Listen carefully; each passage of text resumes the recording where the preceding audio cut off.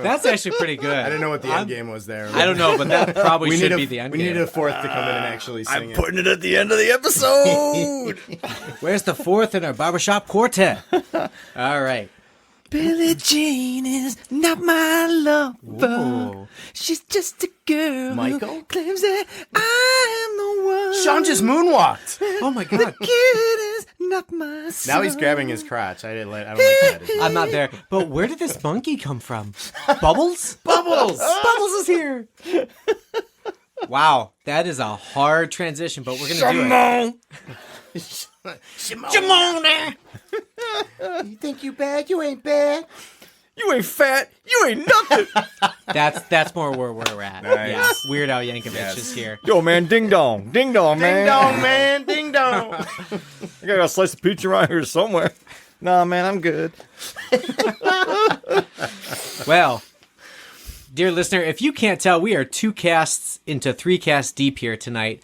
We are Nerds of the Old Republic, the nerdy podcast where we apparently have a cappella beatboxing moments. I think that is a result of the barley wine. I will, you know what? Instead of the Hennessy, blame it on the barley wine.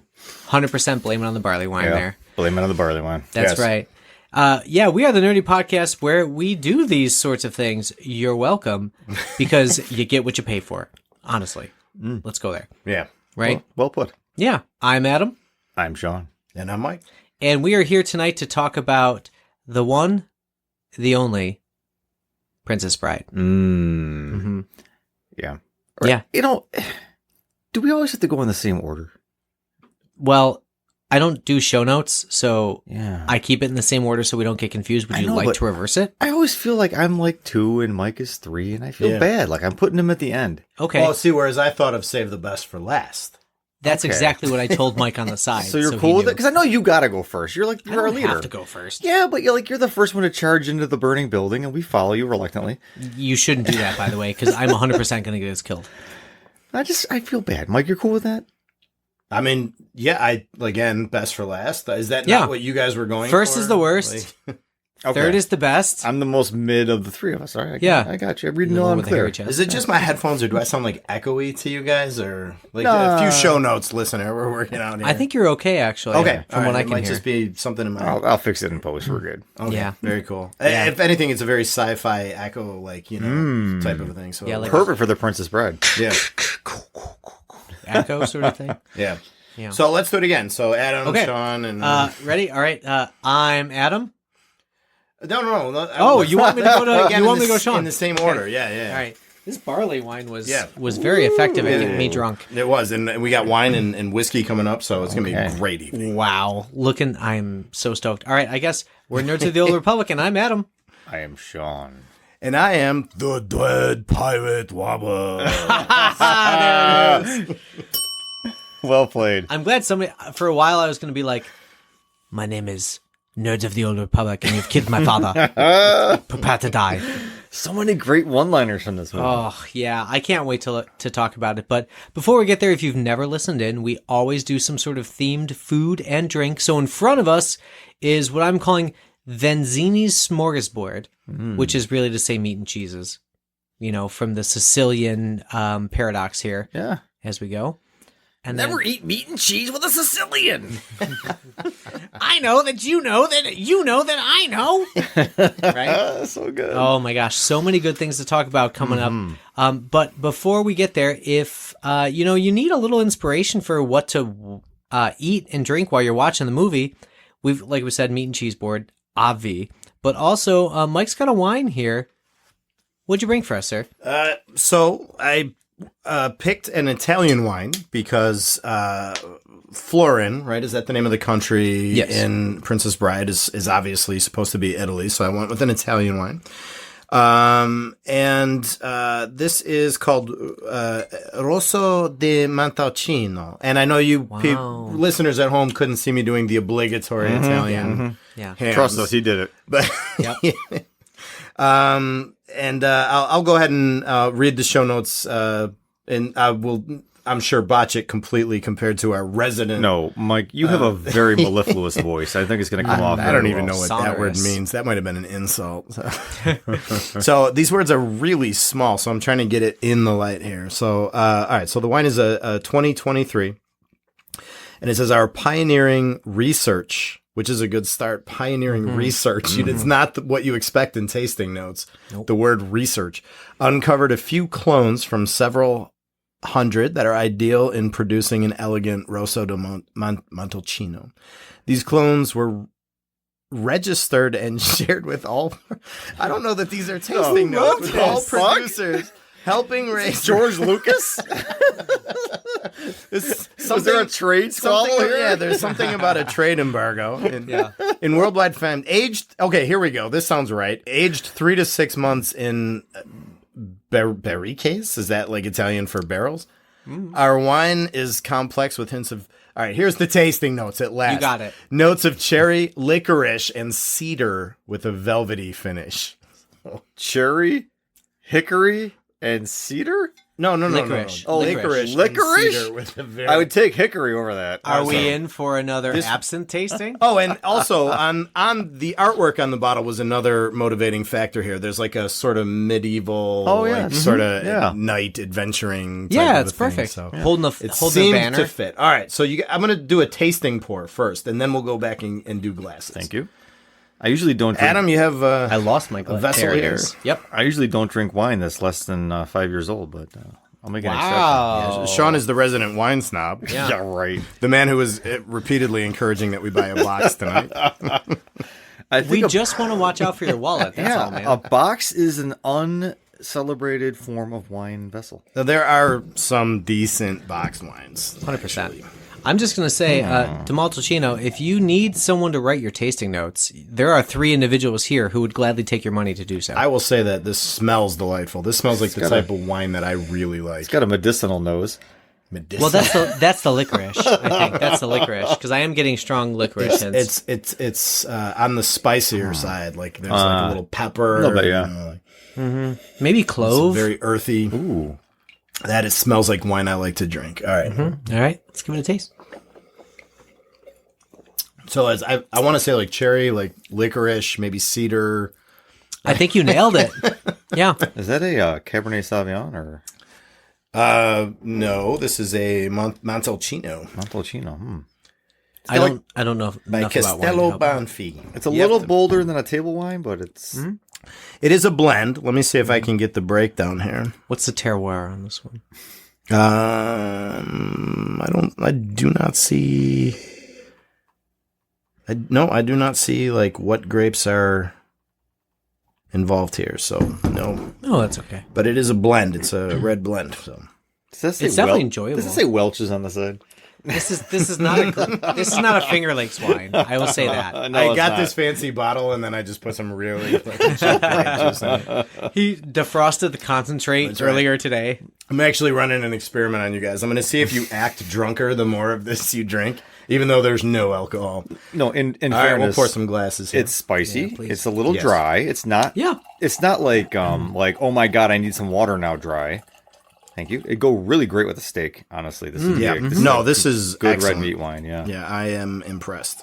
I'd It's a even nice I, dry red. Thank you. I would drink this with a pork chop too. Yeah. I think Absolutely. that would work. Yeah. I honestly, if I do a pairing, I don't distinguish between pork chops and red meat. Well, I know isn't- they're different. but- Yeah, aren't you supposed to drink white wine with pork, or am I wrong?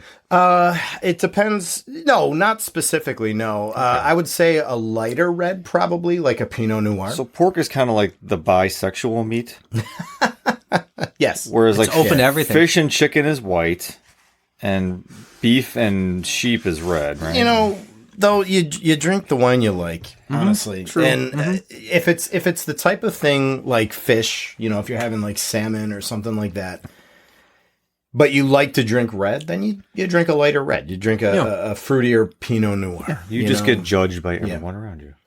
I mean, if they're assholes, sure. Yeah. When was the last time you were at a Michelin star restaurant? Because that's really the only time you probably would be judged. Last week. Yes.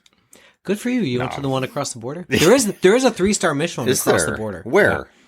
Yeah. It's like an hour from here. It's not bad. Okay. Or the GTA?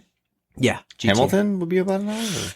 I'm not positive. The Hammer has a Michelin star. Wow. It's probably more like Niagara Falls. Oh, okay. So that's not bad. Oh yeah, from here. From okay. hour from here. Yeah. Okay. From our location currently. So yeah, but honestly, like wine is not my go-to. This is good. Yeah.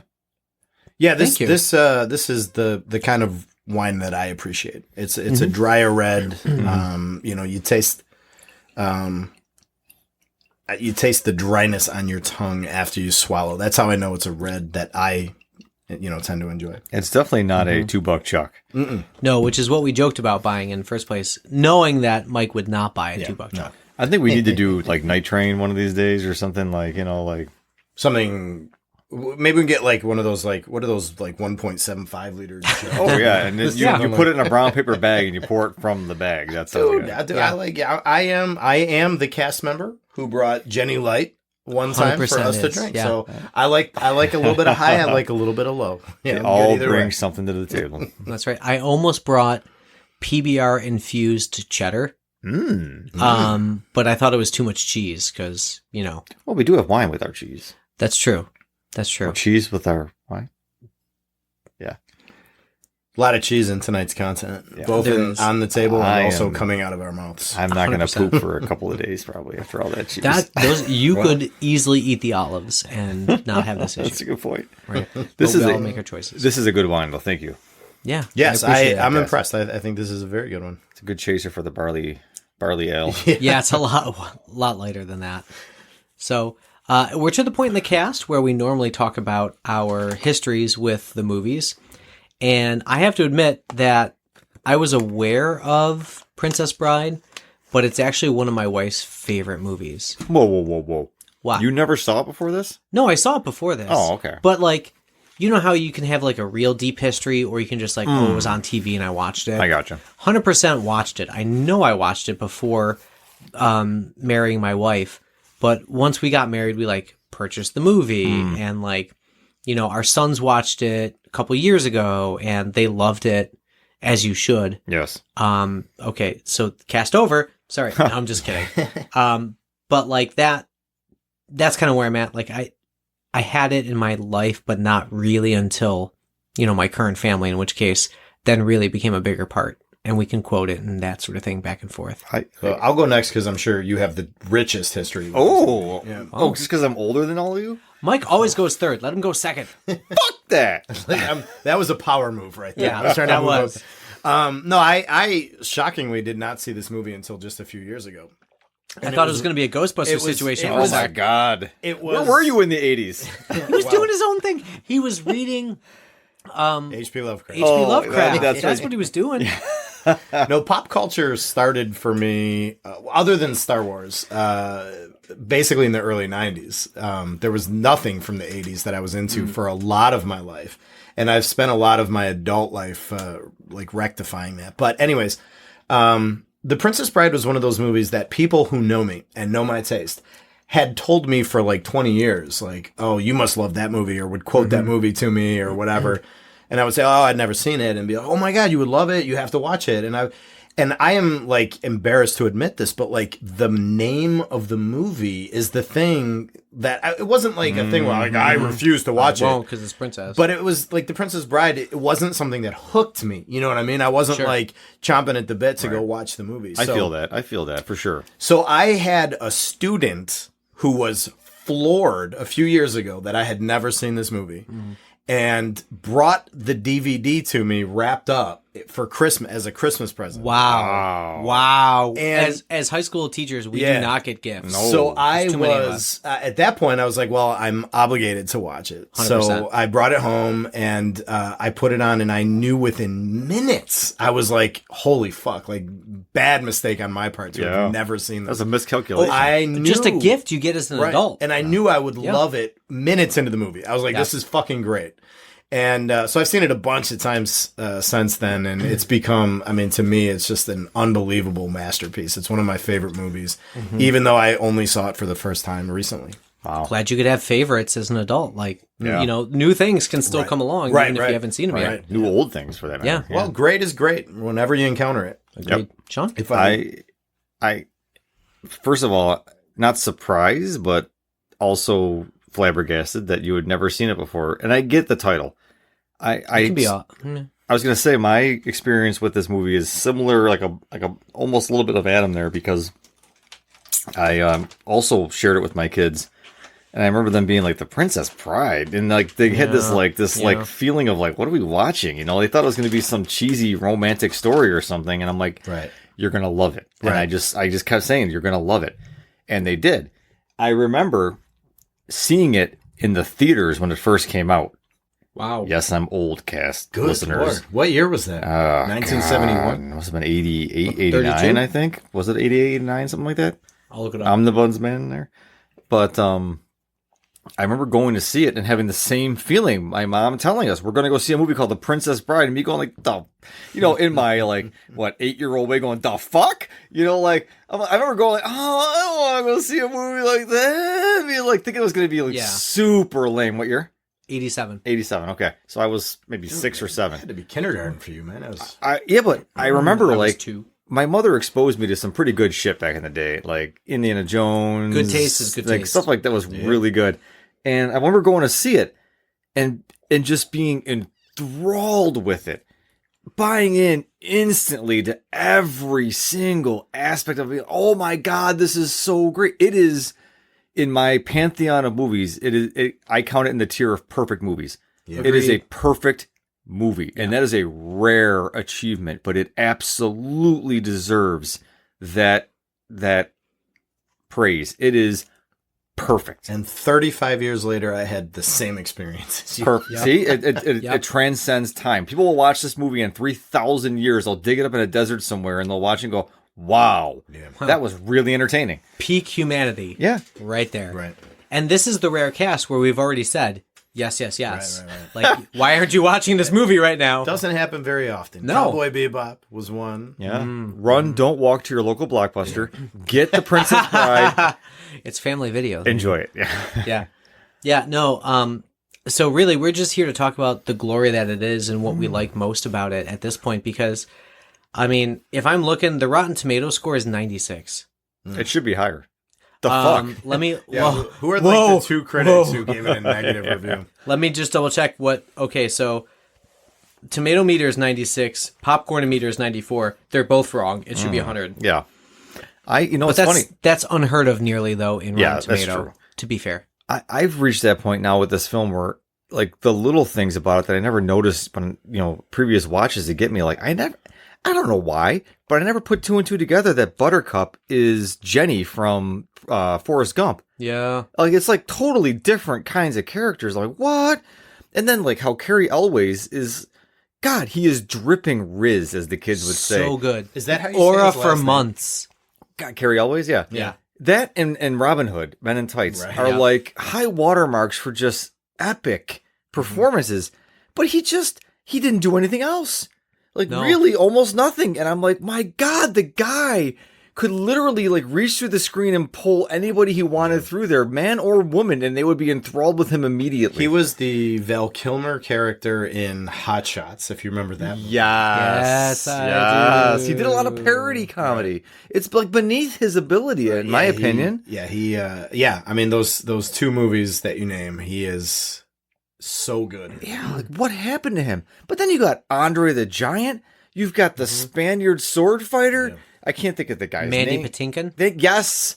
Like, Ooh, there's the name. amazing. It just, the cast is absolutely incredible. Right. The main villain is named Engelbert Humperdinck. Like, anybody who actually knows what that's a reference to, like, good on you. That's hilarious. It's just, and Fred Savage Right. is in this Fred movie. Savage. Like, the whole conceit of it being a story that a grandfather's reading to his sick grandson. Right. And Love it. I love the cut-ins. Like, whoa. Is this going to be a lot of kissing? And Yes. like, oh my God. It Yeah. just endears itself immediately to the audience. It knows what it's doing. Isn't it Carl Reiner, I think, is the director? I'm pretty sure it's Carl Reiner. Give me a second. I'm on a different cut here. I was looking up something with Carrie Always. I'm going to go 99% sure it's Carl Reiner. He fucking nailed it. Nails it every which way with this movie. I love it. I think that For Rob Reiner. for people who really love the art of storytelling, this is, of course, a magnificent story all by itself. But like you said, the fact that it's framed as a grandfather in modern times in Chicago in winter reading to his young grandson. The kid's bedroom was like our bedroom as kids. 100% nostalgia based. So that while you're watching the whole thing, like even the stuff in the movie that feels like it's a little like over the top or hard to believe is now perfectly believable and viable because it's a medieval romance being told by a grandfather to his son. And now it's like, of course, like that's how these stories go. So, you know, all the most ridiculous parts, like when it's like, you know, I'm left-handed. And then like a moment later, he's like, I'm also not left-handed or something, you know, like, I'm just thinking like rolling down the hill. Yeah. As you right. Oh my God. It's and you know, this isn't, I didn't start out to make this point, but since you highlight this part of the movie, like my other favorite thing in that scene is like the way he keeps having these one-on-one duels with the other guys while having the most polite and pleasant conversation. 100%. You know, like the first guy, like they're talking respectfully to each other, giving each other their backgrounds. And he's like, you seem like a perfectly nice guy. I hate to kill you. And he's like, you seem like a perfectly nice guy too. I hate to die. And then moments later, like Andre the Giant's like, you know, I won't miss again. I want, it wouldn't be very sportsmanlike of me or something. And then he's explaining, he's like, it's actually the first time I've fought one-on-one in a while. And he's like, really? Why is that? And he's like, well, you see, you use different moves when you're fighting a mob. Meanwhile, they're fighting, like, presumably to the death. Yep. It's again, the charm that Carrie Elways pulls off. It's off the charts. Like he's so good. Yeah. He does have a movie coming out, or had a movie coming out in 2025, and it got 100% on the Rotten Tomato meter. That Absolute I'll have to check crush. that out. If you look at the movies, he's been in a lot of TV Wait, what's and it called? movies. I gotta pull it up. Give me a sec. He was in The Crush with Alicia Silverstone. Not what I was referring to, but yes, he was. He has Lowest rating got a 0 on Rotten Tomato, behaving badly 2014 for Carrie Elways. 2025's movie is Dead Man's Wire, 100% on Rotten Tomato. Okay. He's got credits in a lot of things that are recognizable, movies or TV shows, but he's, you know, I mean, he's obviously like not a lead. No, I don't want to say a character actor either, though, but he's got a type. It's so weird. He was A-list like you could see it, like his rising star, like this guy is going to, he's like next Errol Flynn. I mean, that was the most apt like connection to him. And then like the Robin Hood Men in Tights almost lampooned his own career in a way. Which is unfortunate because like, I think of that as almost, you may disagree, like peak Mel Brooks, because it was non-offensive. I don't disagree. In most ways. Still, it holds up today in 2025. I show it to my sons and I don't have to be like, okay, listen, you can't say that. You shouldn't, right? Like none of that fits in. And all the jokes are just like corny dad jokes. Like, achoo, God bless you. I love that movie. And in Mel Brooks, like, you know, filmography, it's one of the worst reviewed of his films. Yeah. But maybe it was just the age I was like when it came out. I fucking love that movie. It's not just the age. My kids love it too. And I think it's just because, as Adam said, it's not like Blazing Saddles where it's like you gotta like look at the context and be like, okay, they're gonna say the N-word a lot, but they're doing that to prove a point. It's except for the boner jokes, it's pretty good. Like as far as like family accessible humor, it's just lighthearted. It's very self-referential. It takes a lot of the Brooks tropes for the. Let's not turn this into a Robin Hood Men in Tights cast, but it's okay. Carrie Elways again pulls off the swashbuckling hero, very much like the Princess Bride, but not in the same comedic chops. Like Princess Bride, there's comedy, but that's not the main goal, right? It's supposed to be like an all-around entertainment, whereas he plays the same kind of character in Men in Tights, but mostly for laughs. In Princess Bride, he's just such a charming motherfucker. Honestly. God, he's a stable boy, dread pirate, swashbuckling hero who dies, mostly dead, comes back from the dead, saves the girl. Like, he's just like, he's got it all in that movie. Yeah. After rising from stable boy to get his long lost love interest. Yeah. 100%. And I love how there's so many unanswered questions too. Like you don't know, like what the hell is Buttercup then? If she's got this dude doing chores for her, is she some kind of noblewoman? Like the guy chose her to be his bride. She had to have some kind of nobility in her. Like there's so many little things in this movie that make it great, like the dream she has where the woman's yelling at her, "Boo! You're the queen of garbage!" Like we say that like almost daily in my house because it just hits so hard.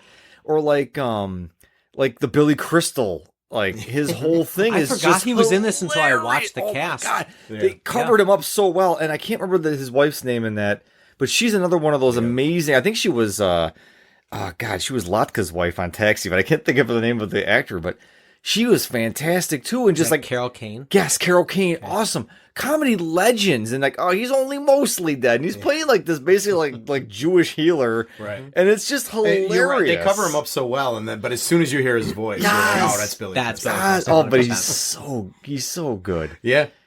And Andre the Giant is such a gem. Pour one out.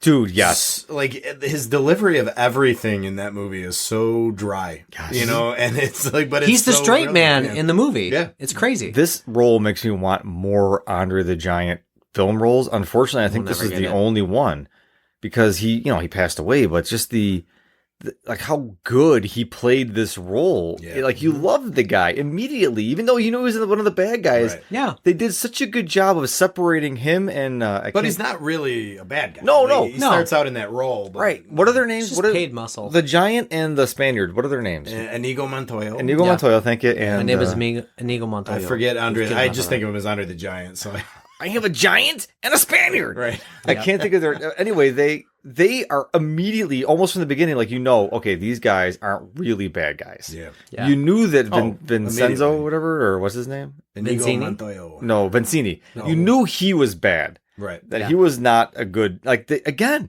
the characterization is just so spot on, perfect. Perfect. You knew the prince was a greasy dude too from the beginning. Like he comes off and says, "Oh, I always catch my quarry." You knew immediately this guy's full of shit. And he's like you said, it's a perfect movie. I mean, the prince is so great too.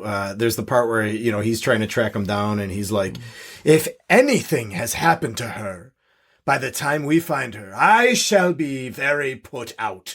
Yes. And you know what my only problem with this movie is? And it's not a problem with the movie, it's a problem with me. Oftentimes The Princess Bride and Robin Hood Men in Tights blur together. So you're saying the prince, and I'm like, kill him! Kill him! But it's not this movie. Yep. That's the only issue, and it's just a me problem. No, dude, I'm with you on that one.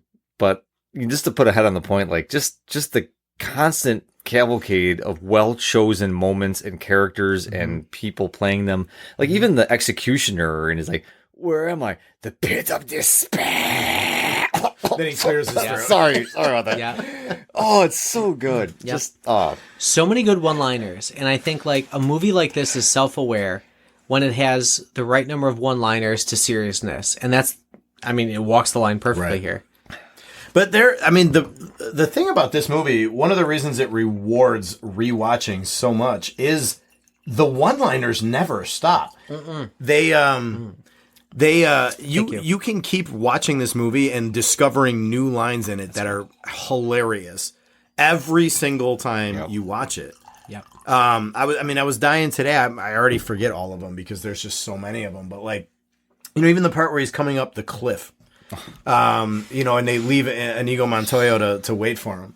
And he's like, I don't suppose you could hurry it up a little bit. He's like, well, if I'm a little busy right now. If you want to throw a rope down or something, and just like I don't know. There's just so many things in the movie that you have to watch it and rewatch it and rewatch it to like fully digest all of it. Yeah. Mm-hmm.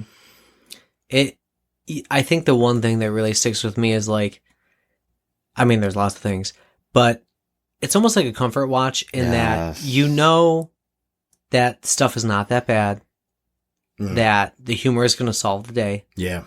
And that in the end, they're going to get together.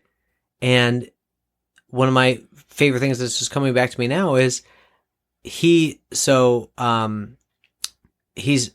is talking to, what's her name now? Buttercup. And they're behind the screen, and so he's got his sword sticking up, and he's like singing to her. That's wrong with him. Fuck! I told you those two blend together. You did it again. So essentially, Carrie Elways is just Great the scene, same by the character way. every single moment. Every single moment of my life. And I'm only 1.5 cups deep. It's not that. It's just me. You know what? I'm going to take your point up for a second. Sure. Comfort Watch absolutely nails it. Yeah. It is It's great escapism. yes. When the world Yeah. sucks and you're feeling down, you put this Yep. movie on. I defy you not to have a smile on your face when you get Yeah. to the end and just feel good about the world and the possibilities therein. Absolutely. It is, like I said before, it is a perfect movie. It is not just for kids of the 80s. It's not just our childhood, as my children and your children have proven Yep. it. It is a excellent film as a film. The story is fantastic. It fucks. It's also, I mean, it's also a beautiful film to look at. Yes. It is. It's really like what did you say it was 87, 88? 87. Like, I mean, 87, but it's filmed in this like classic Hollywood adventure film sort of way. On like, set. Half the dialogue on site. has this like soaring orchestra in the background, you know, like while they're having like their romantic dialogue or whatever, there's like a beautiful, you know, like lush landscape behind them and these gorgeous strings. Like it's really filmed in like a classic Hollywood way. And then it'll cut harshly to like the kid's bedroom, you know, and like, you know, then all of a sudden the music will stop and the grandpa's got like the hard Chicago accent and, you know, it'll bring you back to reality. And then it'll go back into the romance and the classic Hollywood. And That's where this movie, I think, transcends its time, because modern audiences still find it entertaining because it doesn't linger. It's got a good pace and everything seems purposeful. Whereas like some stories, I think modern kids especially lose it is because it makes them like stay too long on one thing. Right. Yeah. Whereas this movie, somehow it doesn't feel like it isn't doing that, but it isn't doing that. You know what I mean? It's perfectly put together. There's a lot of emotional weight in this movie too. Like we keep comparing it to Men in Tights, whereas that movie is all comedy. Yeah. This movie has like real emotional, like there's pathos, you know, and There is, in multiple characters too. I'm not just talking about like Buttercup and the main character. I'm talking about like Inigo Montoya, you know, like when he tells his story about like, you know, he killed my father. And he left me with my life, but he gave me these, you know, and then it's like 20 years of like devotion to revenge and learning the art of swordcraft and all that, you know, it's like there's real powerful storytelling to go with the comedy. Yeah. It's almost like the Wandering Samurai revenge story the Ronin. in him, the Ronin story. Yeah. But then you get the ROUSs and you're like, okay, even the darkest here isn't really that dark. Like they're supposed to be in this terrible forest, but like, yeah, I'm not scared by these puppets. That's rodents of unusual size, by the way. Yes, ROUS. And then there's quicksand and the fire pit. They had the shrieking eels before that when they were in the water. Yeah. Which, I mean, it's very much in the style of like a medieval like knight romance. You know what 100%. I mean? Like, you know, it's a series of stages where there's different monsters and villains to conquer, all There's a for the big end purpose boss. of winning the princess. You know, This might be the best time for me to tell you all that I have spiked your drinks with iocane poisoning. No. And I have spent the last several years building up an immunity to iocane poison. I too have spent the last several years building up an immunity to iocane poison. But I mean, that's like that scene is so fucking good, you know. Like, Yes. when you look at the way those two characters play it too. What is the main character's name in the movie? I'm like blanking on Wesley. Wesley. That's or right. the Dread Pirate So Roberts. Wesley barely says a word. You know what I mean? Like he just has this smirk on his face. You know, he barely says anything. While the other guy's going on, and he's like, "You've already given everything away. I know it all. I figured it out." You know, like I just love watching the two of them. And she just sits there with the blindfold on the whole time. Just patiently waiting for the scene to end. Buttercup is probably the weakest link in the whole movie. I'm not sure who the actor is again. It's I'll look it now. Yeah, she's the one from Forrest Gump, like you with said. Jenny. Yeah, she's much better as Jenny, And but to a lesser extent, what was that TV show she was very popular in a few years ago? It's not Carol Kane. She is it? played like the vice president. oh gosh, With the actor whose name I'm also blanking on, who has not had such a great career recently for various reasons. but she is definitely like the weakest actor in the whole ensemble. Like she's okay, but you can tell like a lot of it is she just Robin Wright. Robin Wright, thank That's you. right, yeah. I'm not sure she totally got the memo on this one. Like, House of Cards, she was in. that was it. That was the Oh. show. She's a great actor. Don't get Yeah. me wrong. No, but yeah. I feel like in this one, it was almost like she didn't quite know how to play Buttercup. Yeah. Sometimes she comes off as petulant. Sometimes Right. she comes off as devoted. It's like, I get it. It's complex as a character, but honestly, and that's it. Yeah. That's as much criticism as I I was can going weigh to at this say, if movie. we're searching for Yes. criticisms, I am picking I would nits. agree with that. I am Yeah. picking nits for sure. For sure. And so, yeah, I get that. And I don't want to say that, like, the female lead, Robin Wright, is, like, just ancillary to Carrie Elways. I mean, obviously much has been made of Carrie Elways. This is her highest rated film on Rotten Tomatoes. Really? Even more than Forrest Gump, huh? Yeah, this is 96% on Rotten Tomatoes. Her lowest is Hound Dog, 2007, with 15%. Oof. Let's see, Blade Runner 2045 is 88%. She was in that, huh? 2049. 49. Oh, Thank you. listeners, we did a cast on that. So Yeah, season 2 or 3, go back and check it out. Girl with the Dragon Tattoo, 86%. That's a cool movie. It's Something we can do in a future cast, by the way. Just looking for if you guys haven't read those. If you guys I read that haven't, book. I did did read too. them years I ago. read I remember enjoying them and almost nothing else about them. It was Put a pin in that long one. time Same. ago. Put a pin in Same. that one. That would be a fun one. that's the I book would be that down I come, for a reread. Yeah, that's the book I come back to when I say you have to give a book like 110 pages because it took me like 100 or so to get into that. Yeah. It And is then Swedish. once it got past the litigation, I was like all in. And getting back to the, I guess putting a pin on this thing. I'm not sure where we are with our time or anything, but it's just good. Yeah. If you haven't ever seen this movie, what the fuck is wrong with you? Ouch! Mike had just seen this recently. You know what? He's Years ago, couple years ago. But I'm he's safe. seen it. But I'm Yeah. safe. Yeah, right? he's safe. This isn't a Ghostbuster situation with Mike. This is or Goonies. Or Goonies. Yeah, this is Yeah. this is it's just classic. I don't even think. And again, I don't feel like my hyperbole is unfounded here. It is absolutely a seminal work of Hollywood fantasy Not constructed. hyperbole. It's excellent. It is excellent in every shape and form of the word. You will love it. I can't Right. give it any more high praise than that. When we talk about perfect films, we don't necessarily mean like the greatest film ever made, Yeah, but we this mean is not Citizen Kane. we mean in every metric or measure way of assessing a film, it's unassailable. You know, Yeah. the plot, the pacing, the cinematography, the character work, the dialogue, the music, every aspect of it. So like I would put Back to the Future 1 in this category. I would put The Sandlot. I would put in this movie. I think The Agreed. Sandlot Agreed. Yeah. is an unassailable film. Yeah. Whereas, you can take films that are actually much better, greater achievements, and you could still find some way of criticizing something about them. You know what I mean? Like, I don't know. I could say Godfather. I'm not going to say Godfather because that's the best movie ever made. But Wow. But That's a deep trench there to get in there. but Well, how about Reservoir Dogs? okay, Okay, all right, yeah, sure. some Tarantino. Right, sure. good, but not I perfect. don't know. What do I want to criticize about? Certainly not Steve Buscemi's assessment of tipping. That is No. perfect. Yeah. Anywho, Yep. 20 minutes of tipping conversation. in a hypothetical world, you and I have actually hypothetically shown this movie to a group of hypothetical film club students who hypothetically raved about it. As they should have. Did Right. we show this one? I believe so. No, I don't remember that. Hypothetically. I mean, they should have. Yeah, Years very ago. hypothetically. And it went over, it was my recommendation, and it went over exceptionally well. Wow, look at him take credit for that.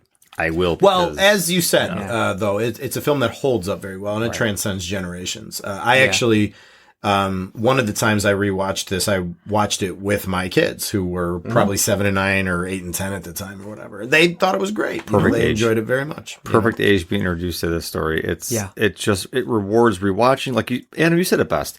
It's comfort film. It My really kids, is. my kids at the time, actually, they probably still would appreciate this part the best.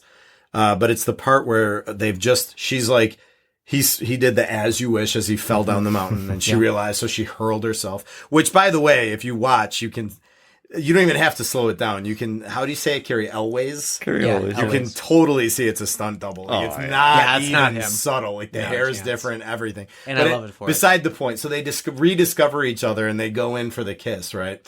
And it cuts back to the kid in the room and he's like, Grandpa, stop. That's gross. And my kids are very much that way. Yeah. Like they're very much like any kissing is disgusting and gross and get it off the screen. And my daughter goes, I like that kid. Yeah. Yep, it's got something for everybody. Yeah, it does really, because you associate with the kid, you associate with the characters in the story, or you associate with the grandpa.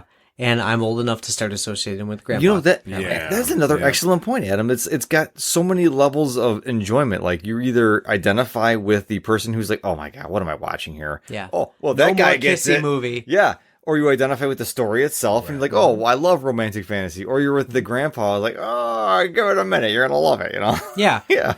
Just stay with it a little bit. I Yeah. keenly relate to the grandfather's line. He goes, "When I was a kid, TV was called books." Yes, I forgot about Like, that. that's my people right there. Yeah, that's our people. I gotta find who the grandfather was, because we have given a shout out to everybody, but I feel like that character. So I think he was cliche '80s grandpa, basically. Yeah. Like, Yeah. He was the grandpa in every '80s movie. I don't care. Yeah, the still. tweed jacket. Yeah. And yeah. That's just what grandpas looked like in 1980s films. God, so good. I gotta go home and watch it again now. Yeah. I was rewatching. Peter Falk. Really? Yeah. That's a big name. All right. Yeah. There's a lot of big Peter Falk, Fred Sabish, we've already credited, Wallace Shawn as Vinzini, Christopher Guest as Count Rugen, Wow. Chris Sarandon as Prince Humperdinck, Mandy Patinkin as Inigo Montoya, Right. obviously, and Robin Wright as Buttercup. Then I'll tell you, I think Carrie that Elways. like, this would be a question for the table. Favorite character, because I feel like Inigo. The more I watch this, Inigo Montoya was my favorite character. I love the way he talks. For one thing, I could listen to him say any sentence, and I did that. It's like that Antonio Banderas, like beautiful Spanish accent. Yeah. But number two, like I said, like that character, I think beautifully captures both of the best aspects of the film: the comedy and the pathos. Good call. Sure. As a kid, I know I loved him and Andre the Giant because I was a big WWF guy, or WWE, whatever they call it now.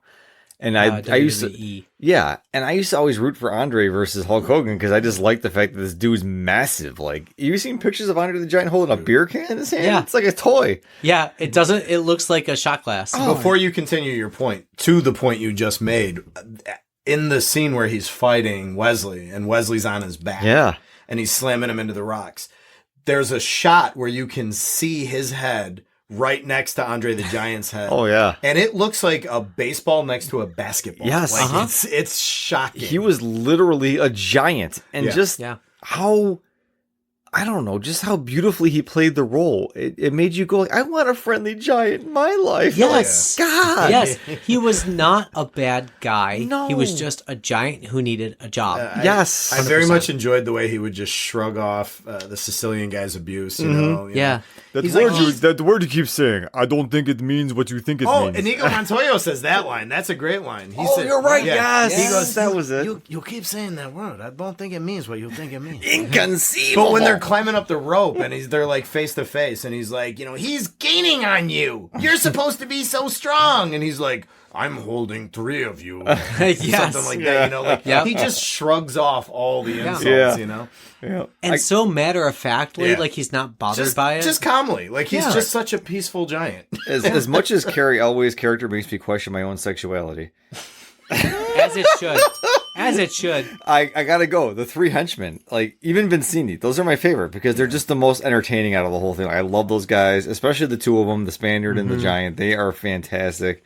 The whole cast is amazing. Yeah. It's amazing. Perfect but those actors are my for guys. Yes. Perfect parts, Yeah, one of my questions was going to be about flaws, but we've already covered it. Like, there is no need to discuss flaws because what flaws there are covered up by the fact that it was shot in the 80s. Yeah. And I Easily dismissed. I can't think of any flaws. Like I cannot think of a criticism that I would level at this movie.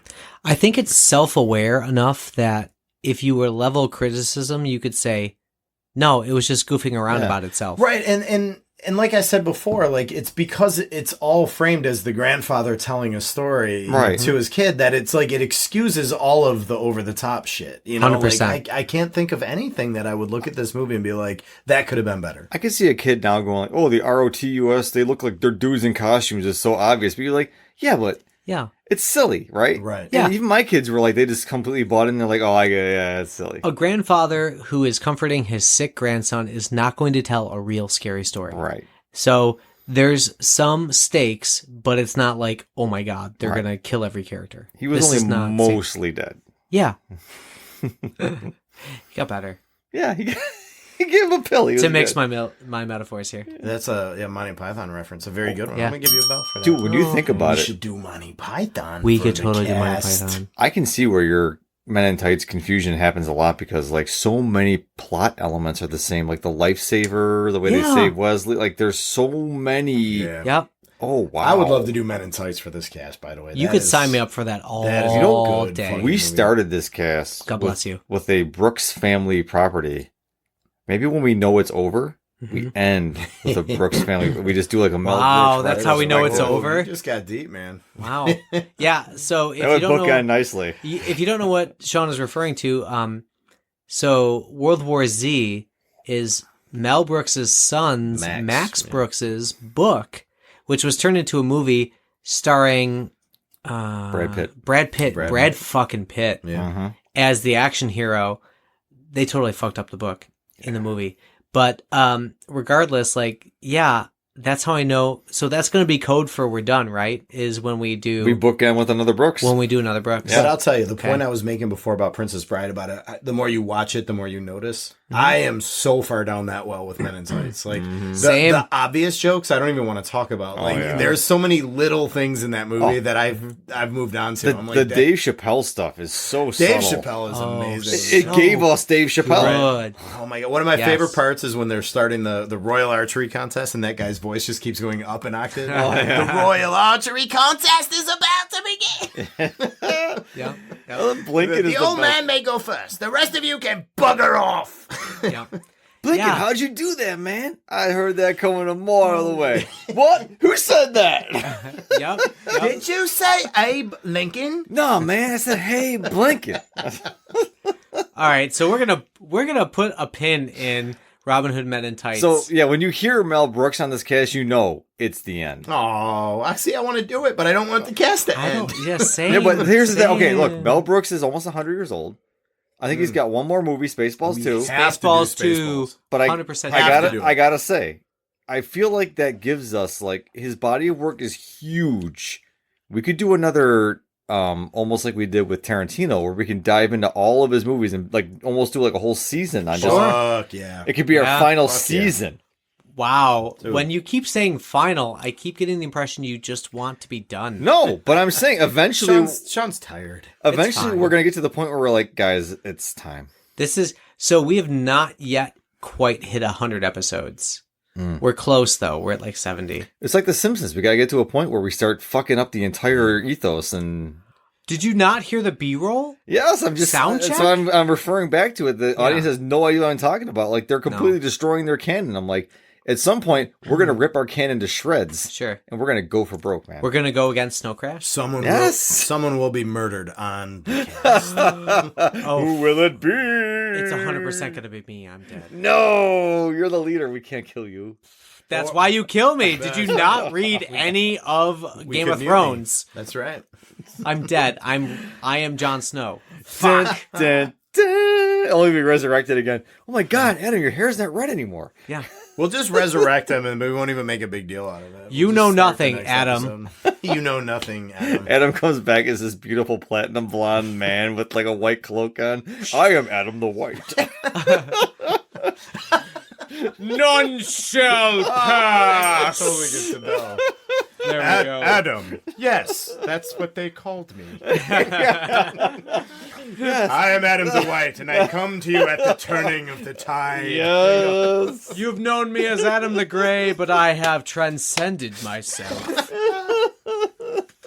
Well, I think we've hit the end of this Yeah, one. Yeah. what are Yes. we even casting Right? about? Is there a movie in here? Princess Bride is the greatest movie of all time. Yes. One of. It is a Yes. good one. And we don't say that lightly. Like, No. we have not talked about many movie that we adore. We've not talked about Back to the Future, which widely considered a perfect trilogy, and I will die on that hill, including 3. I will say that 3 is necessary. It's the perfect trilogy. But anyways. Honestly.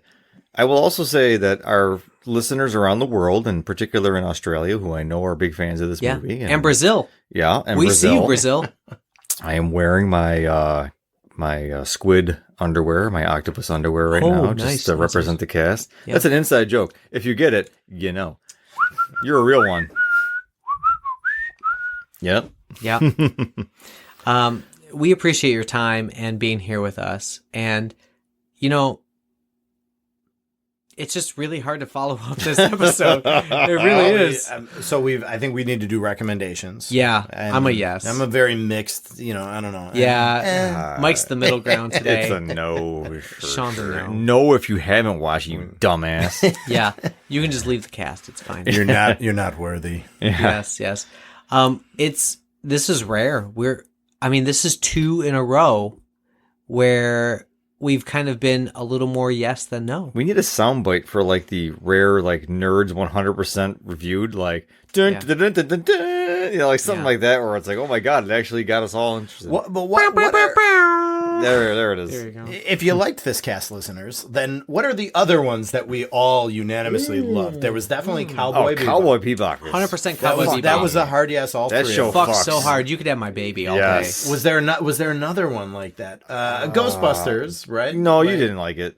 I did like it. I He just did, didn't, but he I wasn't just like- didn't like it enough for Sean. Yeah. Sean is binary. He didn't yes or like no. it. Did you? Okay, this is ancillary. Did you see Frozen Empire? No. God, It's pretty good. it's pretty good. It's pretty good. It's pretty good. What is it? It's a newer Ghostbusters. So there's the first 2, and then there's the female-led Ghostbusters, and then there's 2 new ones after 2000. You can ignore the female one. As much as I wanted that to work, it didn't. I'm not. This is ancillary, but I'm not against it. You're wrong. But the the other 2 are more in the same universe. Yeah. And they're like Stranger Things meets Ghostbusters. It's for obvious reasons. You'll understand when you see it. But it's like an updated Ghostbusters. It's not bad. It's not great, but it's not bad. It's worth a couple hours of your life. It is. It is. Saga was one we all raved Saga we did all love. Yeah. Oh my God. There's more which out, is by still the way. going Yeah, on. Oh my yeah. God, that is so That's deep. back. Good call. Yeah. Mike, by the way, Saga. Good memory there. Damn, that fucking graphic novel fucks. That was Yeah. really Again, just so many of my offspring out there from that one. Spread my seed. Man, I can't without a list in front of me with all the stuff we've done. It's Yeah. been so much now. Go listen to our back catalog, kids. But I mean, those might have been the only other ones. I don't feel like there was a lot that we all That we were raved 100% about. yes. There's yeah. been plenty where we were like, yeah. Dune. Yeah. Dune. The movie. We were all movie. We Dune were the movie, we're all in. into that. Good Yes. call. Yeah. 1 and 2. Yes. 1 Yeah. and 2 we were in. Another one's coming up fairly certainly. They absolutely got There my was money probably already. one or two of the Tarantino ones probably had the same level of Yeah. Yeah. yes, but Yeah. Those are probably our weird that was like our Chris Gaines moment where we like went off the rail and did something a little different. We're allowed to do there's that. really no sci-fi timing at all. Yeah, We no, just we love don't Tarantino. care. We just love We just Tarantino. did it because we wanted to do it. If Tarantino did a sci-fi film, you would have to give me something Yeah. to clean myself up I with mean, because when the Interesting. Tarantino Star Trek happens, I'll be excited. Oh fuck Whoa. yeah! Is that a possibility? Is that being talked Not about? really. He wants to, but I don't think he ever would. Fair. And what was that most recent Star Wars? I think we all loved that. What was that one? Are you fucking kidding The me? Acolyte. I think we raved about that. Sure. I'm sorry, everything just turned to red, and I just want to Even- murder both of you right now. What's the noise from Kill We Bill? did say something. So even Andor couldn't save that. So Star Wars I is say dead to that. me. I still have to watch Andor. I have heard very positive things. Star Wars is deader than dead to me. It would take a lot to resurrect it. I saw the promo for the Mandalorian and Grogu, and I went, Nope. nope. I sent that, and I was like, not no. it. It's not it. No. It ain't gonna do it. No, that's like a buddy comp. That's like a buddy film. Yep. We ought to do the original trilogy, at some point, and just throw everything else out and just try to get back into that. What was We it could like do that. to watch that original trilogy? I purposely let dead air for a sigh. second. Yeah, that might take some Aside. healing first. I don't know. Yeah. Well, I think we're going to move on at this point, just because I don't want to beat a dead horse. Especially because It's still alive. Get it. It's mostly dead. yeah, you know that I know that you know that you know that I know that this is a great film. and I you just need to watch obviously it. can't drink the glass in front of me. Look over there. What was that? You killed my father. Prepare to die. Yeah, like so many quotable moments. I don't care how old you are. This is not like a millennial or Gen Z or whatever No. thing. This is everybody. Like should I enjoy said, it. I saw it in the back half of my 30s for the Yeah. first time. By the way, I'm a zennial. Just throwing it in there. Yeah. Okay. GFYO.